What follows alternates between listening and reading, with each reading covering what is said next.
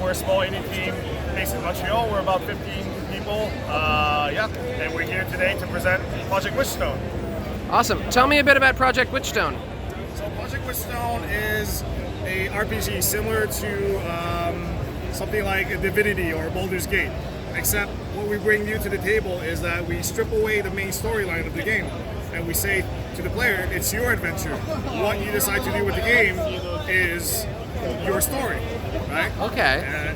Typically in the game, if you kill, let's say, 150 people, it really doesn't change the main storyline. In fact, it doesn't change the state of the world at all. In our game, that is your story, because you will have people chasing after you. They will want revenge. You will gain a reputation as a mass murderer. Law enforcement will chase after you, right? What you decide to do from that point on has a ripple effect throughout the world, and thus determines how you live your adventure. So the player's actions will always determine or affect the overall game world. Exactly. So even the town state, right? In our demo right now, there are two competing factions stuck in a Cold War, and your objective is to clear that Cold War.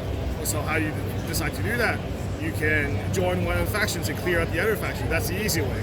Or you can sneak up and kill their leader. Right? Okay. Or you can go to the dungeon and bring a bomb and nuke this town. Right? But everything you do will have a consequence. Is there an economy, an in-game economy?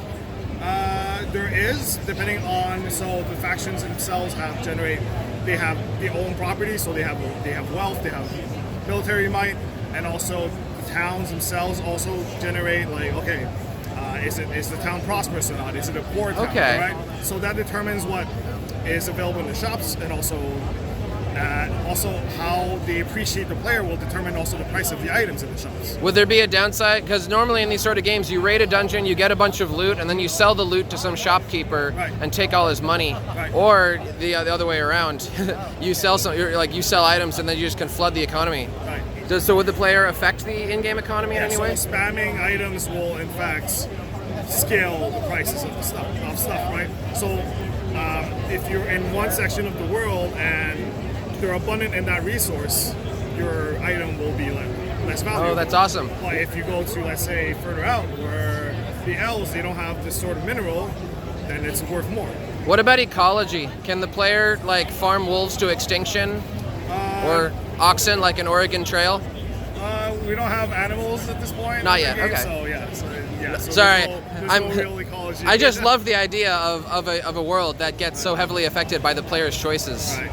There appears to be either some sort of turn-based element or a time freezing element from this gameplay we're watching. So the combat is turn-based, really similar to what Larian does with Divinity, except what we bring new in terms of presentation is that instead of hitting someone in your turn and going back to idle, every time you hit or do an action, it freezes time. It goes into a slow-mo mode until the next person's turn. Okay. So it has that real-time feeling, even though it's turn-based. That's really cool. I love that. Is there character customization or character building? Yes. So not in the prototype, but in our production build, yes, there's a whole character creation where race, gender, your backstory, everything affects even how NPCs appreciate you. As they might not like certain races, they might like more like depending on where you're from, right? So that plays along with the systems that we're creating. Well, that's awesome. There appears to be a fog of war as well, where you uncover the map as you go along. Exactly. That's our it's typical RPG stuff, right? Right. What engine was this game made in? Unreal. This is an Unreal game. Awesome. Yeah, did you use blueprints? Or Yes. Yeah. That's that's awesome. Yeah, the blueprints are so versatile. When do you think this game's going to come out or be available? So our goal is to hit Steam Early Access before the end of the year.